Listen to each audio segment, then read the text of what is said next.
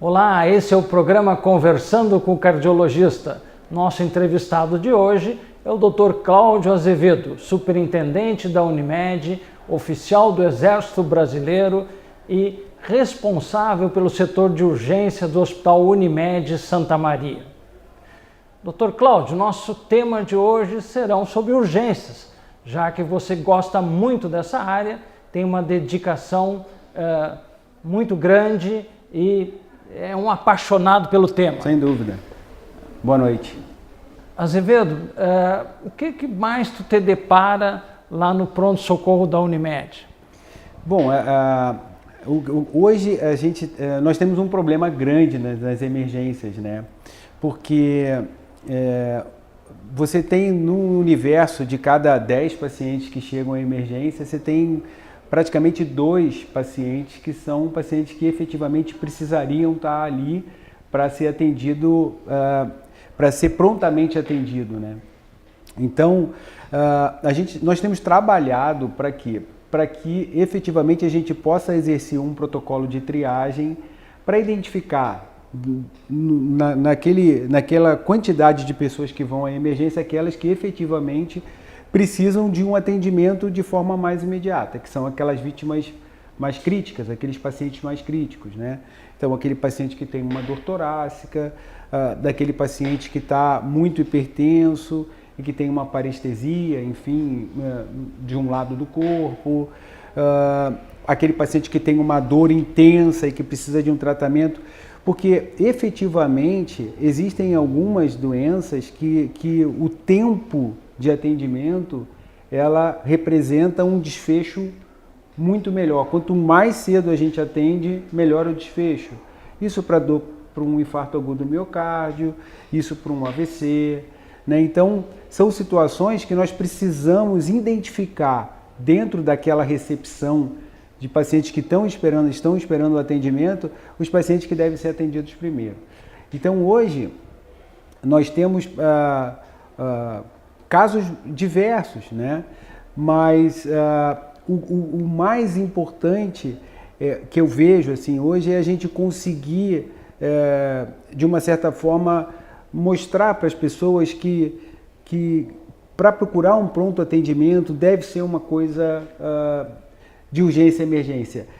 Cabe a nós dizer quando que eu devo procurar, em que situações eu devo procurar.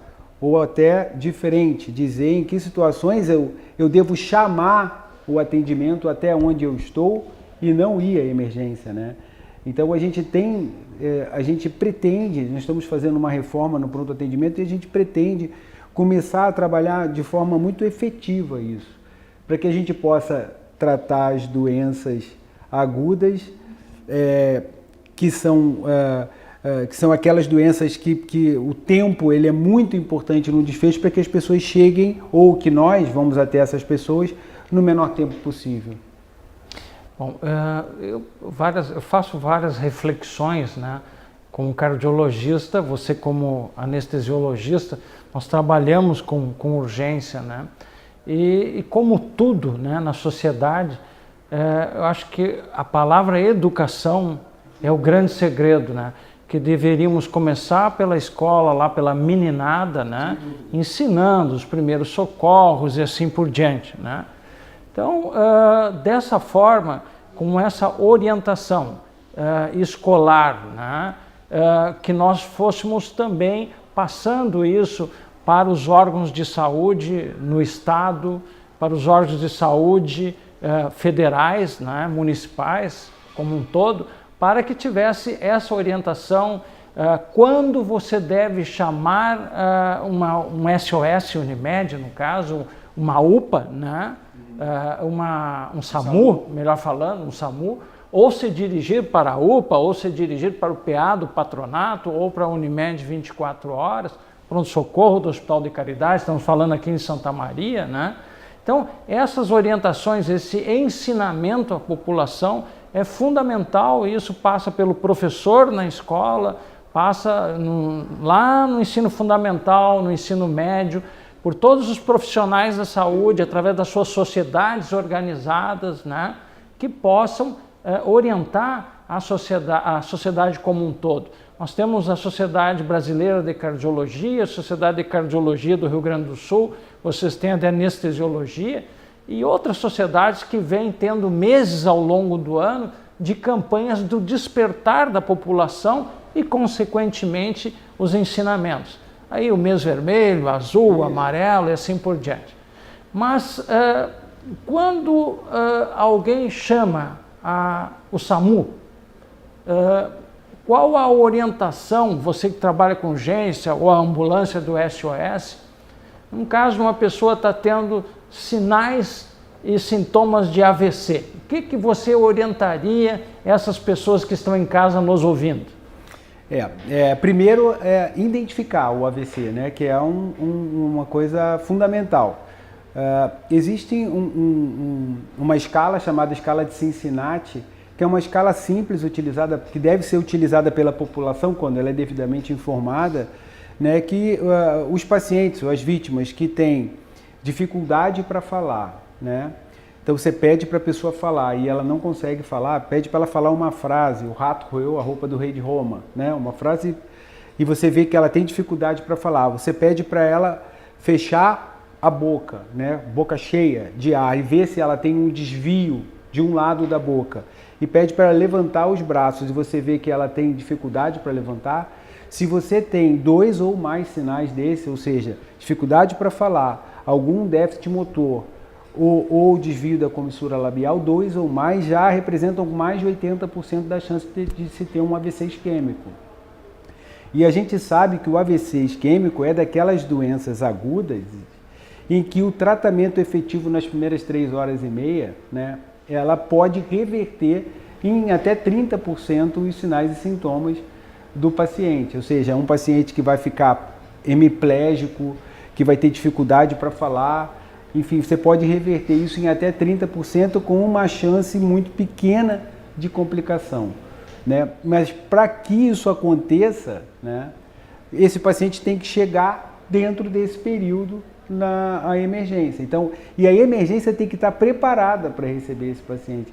Então, hoje teria que ter um setor de triagem para receber esse paciente, né? Verificar realmente se ele está diante de um AVC isquêmico agudo. Feito isso, verificar os sinais vitais e enviar esse paciente para fazer uma tomografia computadorizada, né?